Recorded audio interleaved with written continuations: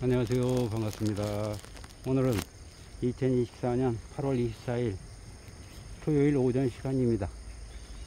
오늘 하루도 여러분 모두가 힘차고 활기차고 건강한 하루가 되기를 기원드립니다. 숲속에서는 아침 이슬을 맞은 풀들과 나무들이 아주 싱싱한 모습으로 우리를 반겨주고 있습니다. 또한 나뭇가지 위에서 새들의 소리가 아름답게 우리를 환영해주고 있습니다. 오늘 하루도 모두가 새들과 나무들과 풀들이 우리를 환영해주고 있으니 그 기운을 받아서 힘차게 걸어가 보도록 하겠습니다.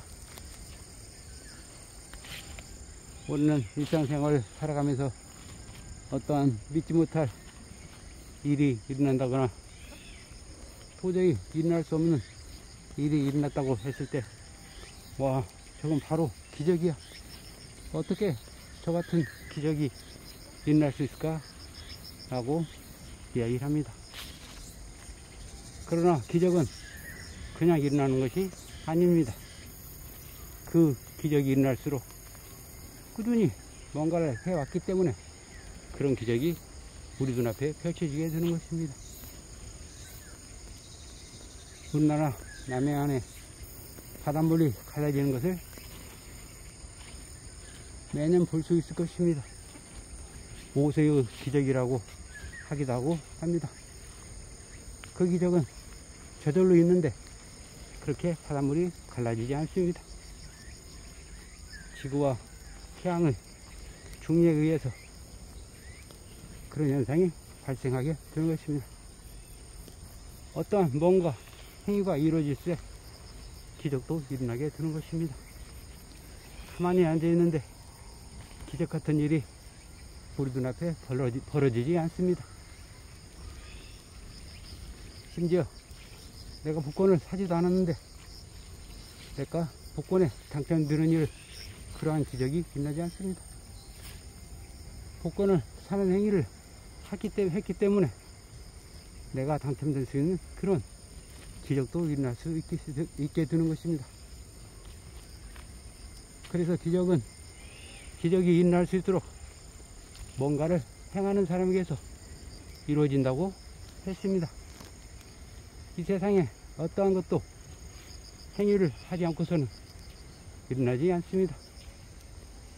작용이 있어야 반대의 작용으로 일어나서 그러한 결과로 나타날 수 있기 때문입니다. 2009년도에 러시아에서는 헤비급 챔피언 결정전이 있었습니다. 쟁탈전이 있었습니다. 니콜라이 발루에프와 데이비드 헤이라는 두 선수가 경기를 했는데, 이 경기에서는 그 누구도 말할 것도 없이 발루에프가 헤이를 가볍게 쓰러뜨릴 것이라고 예상했습니다. 왜냐하면 발루에프는 체중이 헤이보다 50kg 더 나가고 키는 무려 22cm가 더 컸기 때문에 절대적으로 불리한 상황이었습니다. 그런 와중에 또 2라운드에서 경기를 치르다가 헤이는 오른쪽 손이 골절상을 당했습니다. 그러니 더욱더 불리해진 상황이었을 것입니다. 헤이는 그래서 이렇게 생각했다고 합니다. 펀치를 계속 내느니 자신이 발이 빠르니까 빠른 발을 이용해서 피해 다니는 전략을 사용했다고 합니다. 그래서 이리 피하고 저리 피하고 발루에프의 그 묵직한 강한 펀치를 이리저리 계속 피하고 다녔습니다. 그러다가 12라운드에 발루에프가 체중이 많이 나가고 거구인데다가 많이 링 안에서 움직이기 때문에 무척 지쳐 있었습니다. 그때를 이용해서 헤이는 날렵하게 자기 온 힘을 다해서 발루에프를 쓰러뜨렸습니다.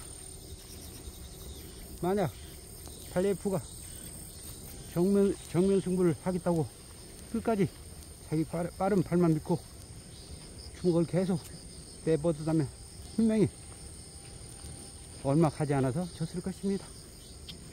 발레프는 자기 상황을 정확하게 꿰뚫어 보고 반드시 내가 이 경기에서 상대를 쓰러뜨리겠다라는 강한 의지를 가지고서 전략을 바꿨습니다. 그런 경기가 끝난 후에 어떻게 이겼냐고 얘기를 들어보니 이렇게 말했습니다. 자신이 손가락 골절상을 당하지 않았다면 자신의 빠른 발만 믿고 나는 분명히 패했을 것입니다 라고 얘기했습니다. 아주